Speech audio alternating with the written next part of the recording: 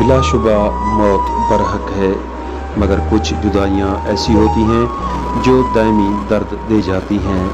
6 जून वहवा की तारीख का इंतहाई दर्दनाक दिन, जब एक गरीब मजदूर रेहड़ीबान रजब अली कैसरानी और उसके बेटे जुमा खान को फायरिंग करके बेदर्दी से कत्ल कर दिया गया। मुलजमान की अदम गिरफ्तारी पर वरसा सरापा एहतजाज हैं।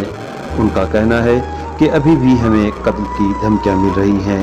मकामी थाना वहवा ने मुकदमा तो दर्ज कर लिया है, मगर ताहाल कोई गिरफ्तारी अमल में नहीं लाई गई। इस मौका पर SHO थाना वहवा इकबाल खान खोसा का कहना था कि BMP के साथ मुश्तरका कोशिशों से मुलजमान की तलाश जारी है। बहुत जल्द ये मुलजमान कानून के कटघरे में होंगे।